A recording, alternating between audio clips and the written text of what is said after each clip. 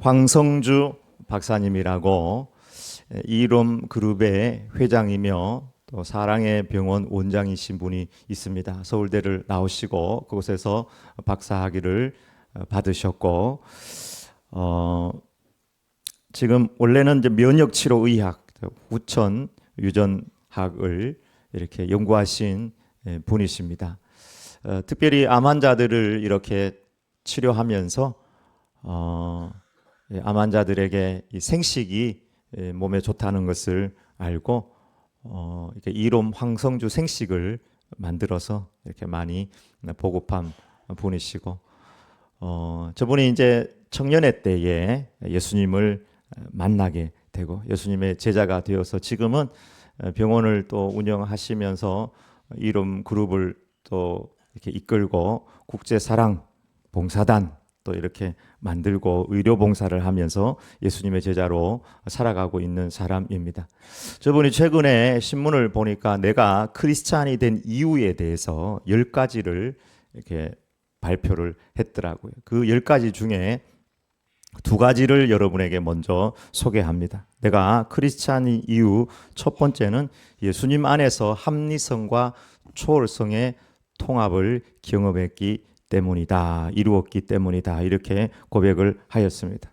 과학시대 모든 것을 합리적으로 믿으려고 하고 검증해서 믿으려고 하는 이 시대에 자기가 예수님을 통해서 예수님을 경험함으로 또 영접함으로 말미암아 이 합리성과 초월성이 예수님 안에서 통합되는 경험을 하게 되었다고 말하였습니다. 예수님을 만남으로 어느 시점에 영성이 점점 깊어지고 또 모든 성경이 사실임을 믿어지는 기적이 자기 안에 일어났다고 말하였습니다. 그리고 수많은 크리스찬 과학자들도 지성인들도 동일하게 고백하는 부분으로서 합리성과 초월성이 예수님 안에서 통합되는 경험을 하게 되었기 때문에 나는 크리스찬이 되었다 말하고 있습니다. 두 번째는 예수님 안에서 영원한 소망을 발견했기 때문에 자신은 크리스찬이 되었다 말하고 있습니다. 내세가 정말 있느냐? 죽고 난 다음에 세상이 있느냐? 이 세상에 자기가 돈을 가지고 박사학위를 가지고 모든 것을 누려보고 지금도 사람들에게 존경을 받고 살아가고 있지만 그 모든 소망이라는 것은 너무 눈에 보이는 한계가 있는 소망일진데 예수님을 통하여서 영원한 소망, 참 소망, 살아있는 소망을 발견하였기 때문에 자신은 예수님을 믿게 되었고 이제 암 환자들을 위해서도 그 앞에 가서 진지한 마음으로 암 환자들을 위해서 축복 기도할 수 있는 사람이 되었다고 말하고 있습니다. 부러울 것이 없는 현세를 누릴 수 있지만 전 세계를 돌아다니면서 자신의 의료의 지식으로 사람들을 도와주고 봉사하고 전도하는 일에 최선을 다하는 주님의 제자로 살아가고 있습니다. 그 이유는 나는 영원한 소망을 예수님 안에서 발견하였기 때문입니다. 노 대책이 아니라 사후 대책이 예수님을 만남으로 끝났습니다. 그렇게 말하였습니다. 여러분, 이 세상의 소망은 모두 유통기한이 있지 않습니까? 요즘에는 소비기한이라는 말을 쓰잖아요. 이 세상의 모든 것이 다 유통기한이 있습니다. 권력도 물질도 우리의 젊음도. 오늘 오신 분들 중에 또 어르신도 있고 젊은 분들도 있지만 우리의 젊음이라는 것도 한순간 날아가지 않습니까? 내가 와 이래 됐노. 어른들 만나면 네 아픈데 몇 군데냐? 나 5군데다. 그 나한테 잽도 안 돼. 아픈데 자랑하고. 그렇게 자고 나면은 힘있던 육체도 건강도 한순간 날아가는 것. 이 세상에 있던 소망, 권력, 물질 다 한순간이지 않습니까? 여러분, 권력의 무상함은 우리가 현실로 지금 느끼고 있지 않습니까? 대한민국 대통령이었던 윤석열 전 대통령은 3년도 다 채우지 못하고 그 권좌에서 물러난 것이 현실입니다. 앞으로 또 어떻게 될지 모릅니다. 그런데 또다시 그 권좌에 앉기 위해서 수많은 사람들이 나 대통령 하겠다고 지금 지원서를 내고 경쟁하고 있는 것이 현실입니다. 이 세상에 권력, 어떤 것이든지 다 소망은 한계가 있습니다. 인류 역사에서 모든 것을 다 해본 사람이 있는데요. 솔로몬이라는 왕입니다. 그는 물질도 있었고 지식도 있었고 권력도 있었고 지혜도 있었습니다. 담벼락 밑에 피는 작은 풀부터 시작해서 레바논의 백향목까지 모든 것을 다 논할 수 있는 지식이 있었고 모든 사람들이 존경하는 그런 존경을 받기도 하였습니다. 그가 모든 것을 누려봤는데 내가 눈이 원하는 것, 내 마음이 하고 싶은 대로 안 해본 건 하나도 없다고 그렇게 이야기한 책이 성경의 전도서라는 책입니다. 그분이 근데 자기 인생을 그렇게 막 살고 난 다음에 전도서를 시작하면서 딱 이렇게 시작합니다. 헛되고 헛되며 헛되고 헛되니 모든 것이 헛되도다. 심지어 지식조차도 헛되다고 저분이 이야기합니다. 책을 많이 쓰는 것 사람을 피곤하게 할 뿐이다. 이렇게 이야기하면서 사람의 본분은 하나님을 경외하며 그가 우리에게 하신 말씀을 따라 사는 것이 모든 사람의 본분입니다. 라고 그렇게 말하였습니다. 여러분 어릴 적에 학교에서 땅 따먹기 해본 적 있습니까? 땅 따먹기. 주로 이제 네모나게 이렇게 딱 그려가지고 뇌 귀퉁이에다가 이렇게 딱 금을 그어가지고 돌멩이 하나 가지고 세 번 만에 들어오면 그게 내 땅이에요. 한 번, 두 번, 세 번. 욕심 많은 애들은 멀리 튕겨가지고 갔다가 이렇게 해서 못 돌아오면 다음 차례로 넘어가게 되는데 그렇게 열심히 이제 땅 따먹기 하다가 학교에서 이제 따르릉 종이 쳐가지고 쉬는 시간 끝나면은 두말하지 않고 내 땅이든 네 땅이든지 돌든 돌멩이 다 던져놓고 학교 선생님에게로 들어가지 않습니까? 우리 인생도 꼭 그와 비슷하다고 생각을 합니다. 이러면 우리가 이건 내 땅이야. 어디 뭐 땅 문서에 이렇게 적혀져 있고 관공서에 적혀져 있고 이래도요. 하나님이 어느 날 따르릉 종치고 부르시면요. 두말하지 않고 모든 것 놔두고 가야 되는 것이 인생입니다. 그런데 저기 땅 따먹기 하고 우리 인생하고는 같은 점도 있고 다른 점도 있습니다. 같은 점은 부르시면 종이 치면은 가야 된다는 점은 같은 점인데 저 땅 따먹기에는 학교에서는 시간이 정해져서 따라랑 울리니까 예상이 가능한데 우리 인생은 언제 종 칠지 모른다는 것입니다. 지금이라도 칠지 내일이라도 칠지 모레라도 칠지 모르는 것이 우리의 인생인 것입니다. 인생에 많은 의문점들이 있지만 가장 확실한 것은 모든 사람은 반드시 죽는다는 사실입니다. 성경은 한 번 죽는 것은 사람에게 정해진 것이요. 그 후에는 심판이 있다고 말씀하고 있습니다. 제가 이런 말씀을 하면 목사 양반 당신 죽어봤어? 죽었다가 돌아온 사람 있어? 우리 주변에도 저도 이 동네에 보면 어르신들이 이렇게 돌아가신 분들이 많이 있는데 죽었다가 이렇게 돌아와서 야 천국이 있고 지옥이 있던데요 이렇게 이야기하는 사람이 있으면 내가 믿을 수 있겠는데 갔다가 돌아온 사람이 아무도 없어요. 도대체 왜 맨날 교회는 죽은 다음에 심판이 있다고 그러고 천국이 있다고 그러고 지옥이 있다고 그러면서 증거는 안 보여주고 믿으라고만 하는가? 오늘 그 확실한 증거를 함께 나누고 우리 이곳에 참여한 분들이 예수님을 만나는 시간이 되기를 축원합니다. 네. 오늘은 교회에서 부활절로 지키는 날입니다. 세상에 여러분 부활절을 지키는 종교는 아무 데도 없어요. 제가 혹시 다른 데 있나 하고 가장 똑똑한 챗GPT한테 한번 물어봤어요.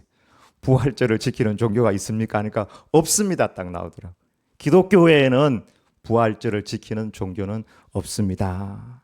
일반적으로 다른 종교는 종교자의 창시자의 어떤 생일이나 어떤 기적을 행한 날이거나 그런 걸로 이제 절기를 지키지만 부활절, 죽었다가 살아난 날을 기념하여 절기로 지키는 종교는 예수님 외에는 없다고 하였습니다.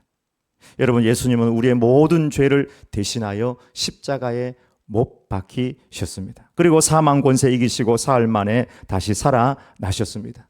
예수님께서 십자가에 못 박혀 죽으신 것은 어느 날 우연하게 잘못을 해가지고 로마 사람들에 의해서 십자가에 못 박혀 죽은 것이 아니라 성경은 오래전부터 예언이 되어서 예수님께서 모든 인류의 죄, 우리의 죄를 대신하여 십자가에 못 박혀 죽었다고 말씀하고 있습니다.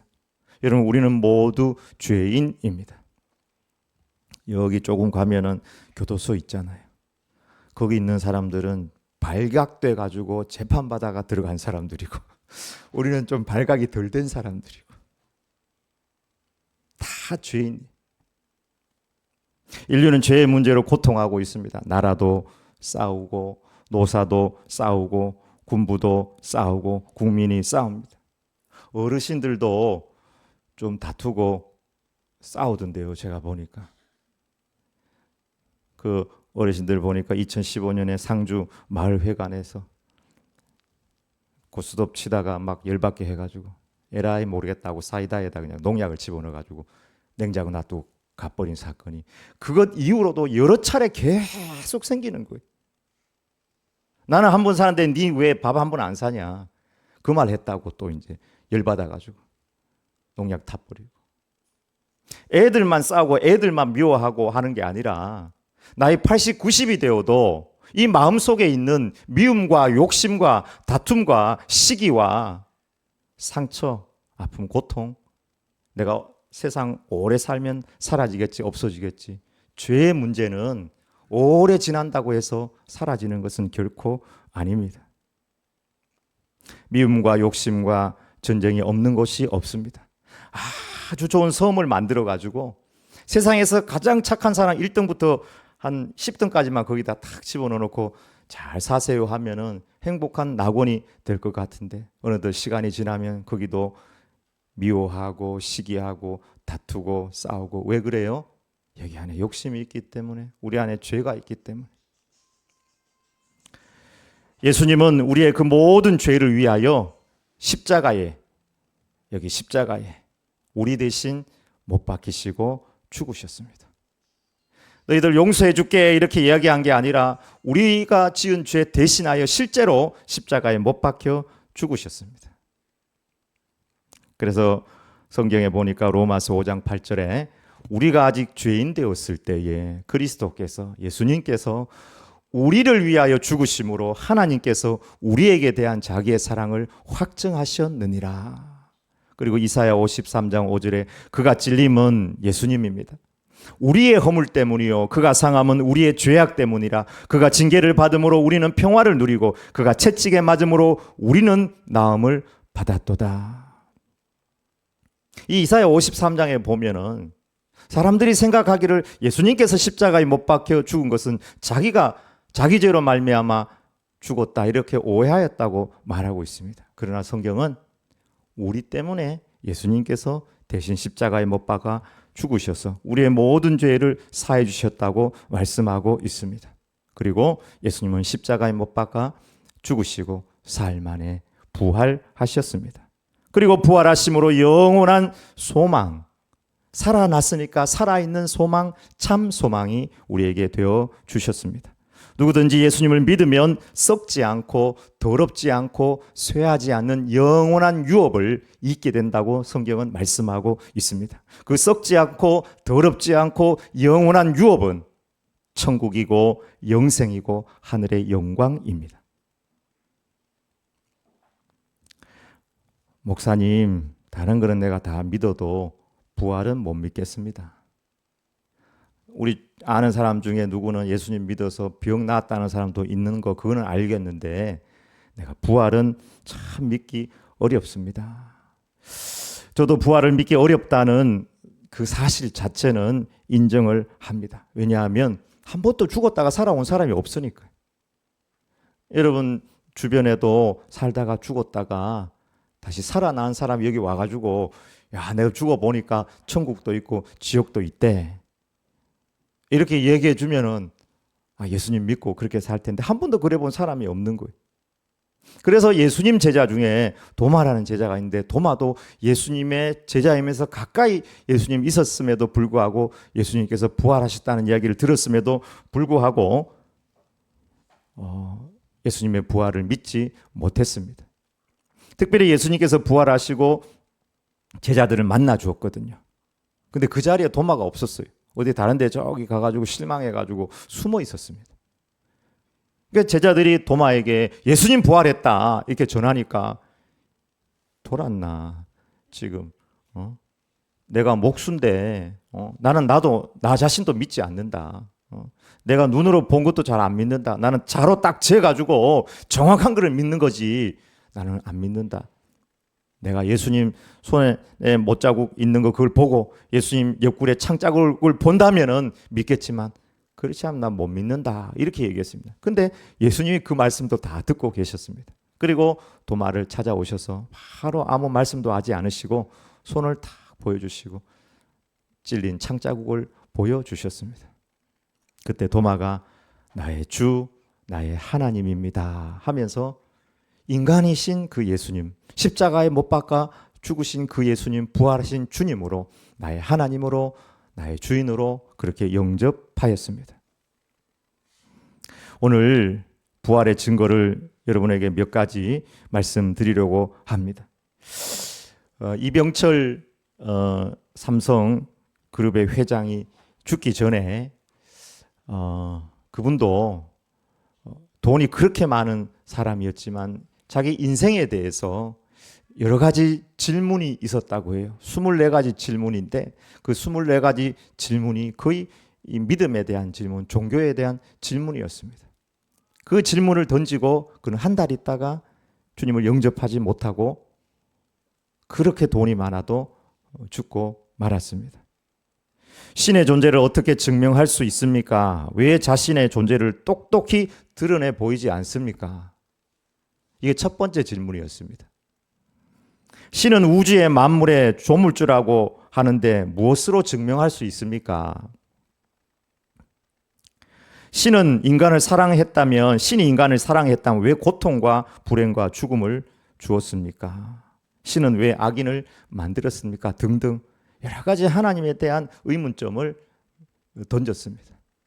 여러분 부활의 주님을 만남으로 여러분 인생이 여러분 안에 있는 어떤 의문이나 질문들 하나님에 대한 여러 가지 이 궁금한 점들이 해결되기를 축원합니다. 예수님에 대한 믿음을 분명히 가질 수 있는 근거는 예수님의 부활입니다.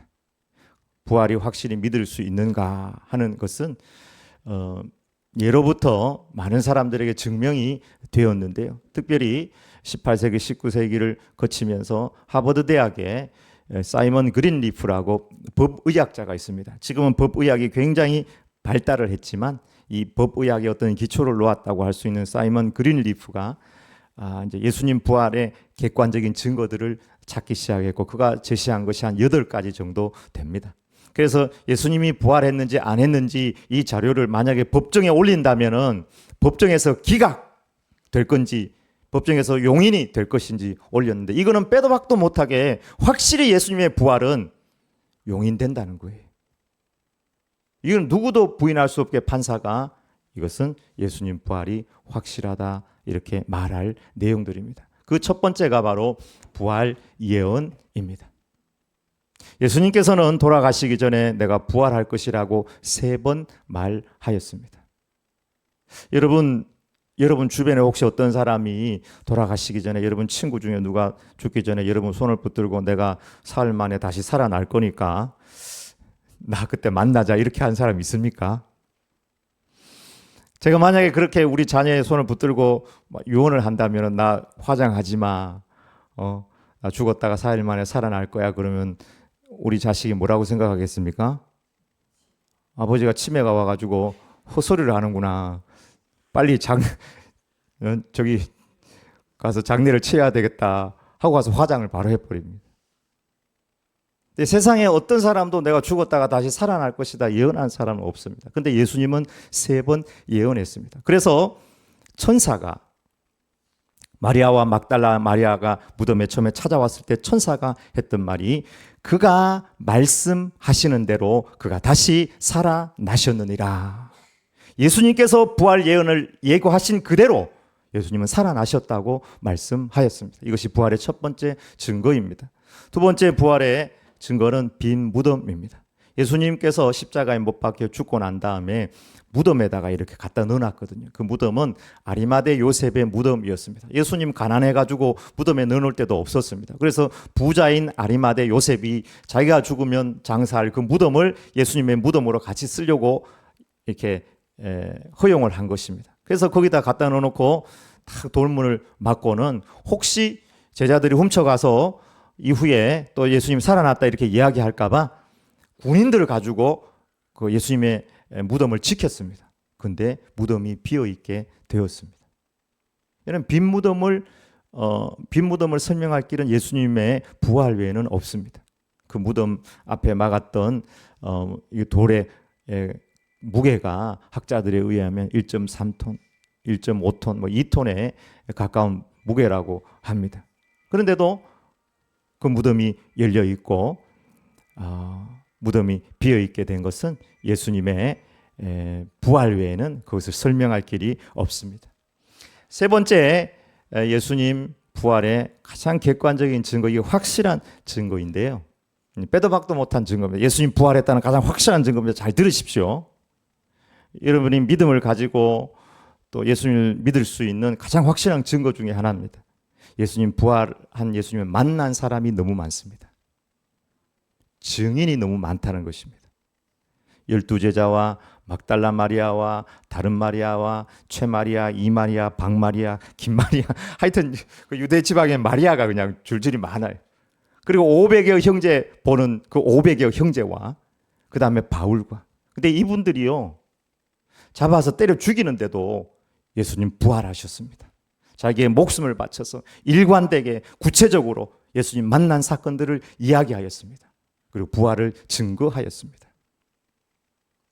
여러분, 부활을 만난 사람이 너무 많습니다. 그리고 그들의 삶이 변화되었습니다. 사이먼 그릴리프는 그들이 변화되었다는 것이 부활의 가장 확실한 증거라고 얘기했습니다.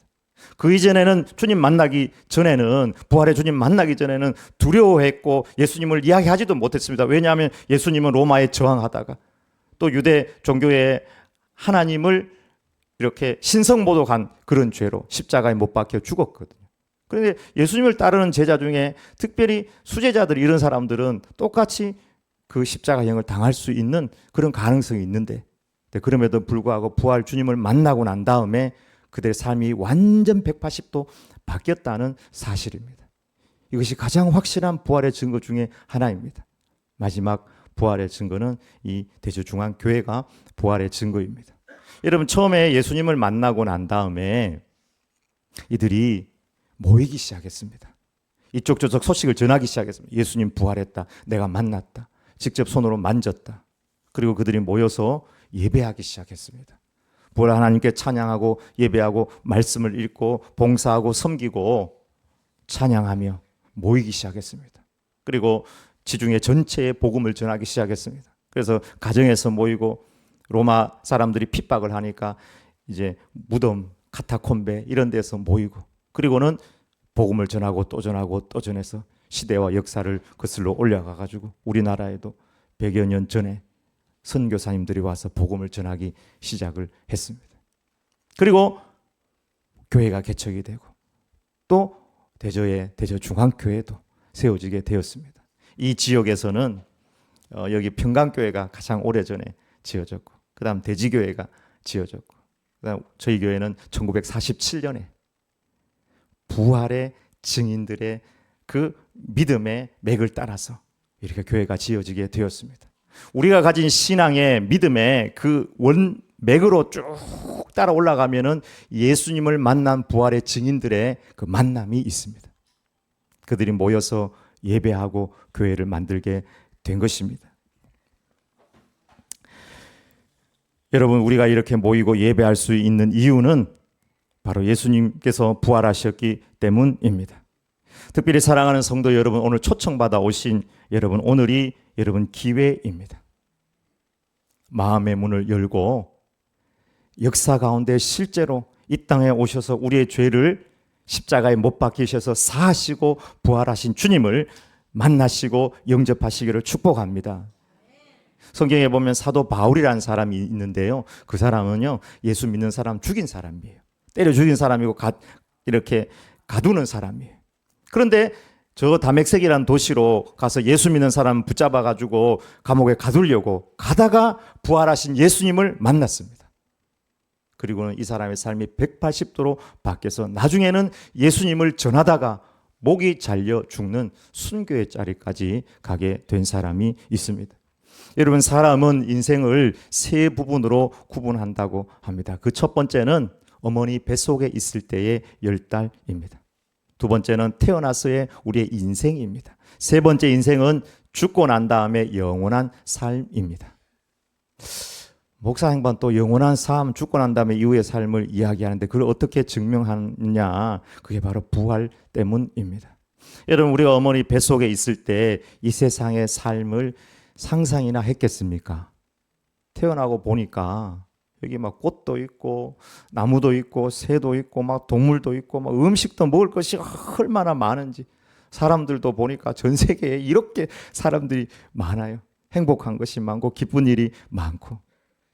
근데 여러분, 지금 살면서 엄마 뱃속에 있었던 그때를 기억합니까? 전혀 기억 못하죠. 우리 인생도 다음 생에 대해서도 마찬가지입니다. 영원한 삶이 있다는 것에 대해서 예수님께서 십자가에 못 박히시고 죽으시고 부활하심으로 말미암아 내세가 있고 천국이 있고 영생이 있고 심판이 있음을 우리에게 확실히 증명해 주셨습니다. 여러분, 꼭 예수님을 믿으시기를 바랍니다. 예수님을 믿는다는 것은 내 마음의 문을 열고 그분을 내 마음에 모신다, 받아들인다, 그런 의미입니다. 영접하는 자, 곧 그 이름을 믿는 자들에게는 하나님의 자녀가 되는 권세를 주셨으니라고 성경에 말씀하고 있습니다. 저기 미국의 트럼프 대통령이 오면 우리 다음 대통령 되는 사람이 나가서 영접하잖아요. 그것처럼 우리 마음의 문을 열고 예수님을 나의 주인으로 모시면 예수님의 십자가에 달린 그 보혈의 은혜가 나에게 임하고 부활하신 주님의 그 능력으로 말미암아 우리는 썩지 아니하고 쇠하지 아니하는 영원한 유업을 받는다고 그렇게 말씀하고 있습니다. 이곳에 처음 오신 분들 또 오랜만에 오신 분들도 계신데요. 저를 따라서 한번 기도해 주시기를 바랍니다. 예수님, 저는 죄인입니다. 저의 죄를 대신하여 십자가에서 죽으시고 내 죄를 다 갚으신 것을 믿습니다. 이제 제 마음의 문을 엽니다. 제 마음에 들어와 주시고 저를 다스려 주시옵소서. 예수님의 이름으로 기도합니다. 아멘. 여러분이 저를 따라서 기도했지만 예수님을 여러분의 인격으로 분명히 이렇게 고백한 줄 믿습니다. 그렇다면은 예수님께서 어디 계실까요? 여러분 마음에 계십니다. 여러분 마음이 교회입니다. 그래서 여러분이 걸어가면 예수님도 여러분과 함께 걸어가고, 여러분이 뛰어가면 예수님도 여러분과 함께 뛰어가고, 여러분이 힘들고 어려우면 여러분 안에 계신 예수님께서 여러분에게 힘과 용기를 주실 것입니다. 여러분이 이 세상을 떠날 그때에 나는 내 의의를 가지고 내가 어떤 선한 일도 안 했지만 나는 그래도 다른 사람 폐 안 끼치고 살았다. 아니요. 하나에서 열까지 살펴보면 우리는 다 죄인입니다. 그때에 예수님의 보혈이 여러분을 덮어주셔서 예수님께서 저는 나를 영접한 내 자녀입니다 말해 주어서 여러분 천국 가게 될 것입니다. 예수님은 죽으셨지만 부활하셨습니다. 부활해서 우리 가운데 살아계십니다. 그 예수님 손잡고 함께 우리 천국까지 나가기를 축복합니다. 제가 현재 그 나무 위키 거기를 찾아보니까 기독교인이 예수 믿는 사람들이 몇 명인가 찾아봤더니 26억 명이 예수님을 믿고 살아가고 있더라고요. 26억 명이. 여러분, 예수 믿는 사람들이 그냥 아무것도 확실한 게 없는데 그냥 저 사람들이 교회 왔다 갔다 하니까 나도 믿는다. 그렇지 않습니다. 예수님께서 확실히 십자가에 못 박혀 죽으시고 부활하시고 그 부활의 증인들의 피 끓는 순교하는 그 피로 말미암아 복음이 전해졌고 예수님을 믿게 된 것입니다. 이곳에 처음 오신 분들, 또 1년에 한 번씩 오신 분도 계신데 이 발걸음이 계속된 발걸음이 되기를 원합니다. 매주 오셔서 함께 예배하고 천국까지 함께 가는 축복의 역사가 있으시길 주의 이름으로 축원합니다. 아멘. 기도하겠습니다.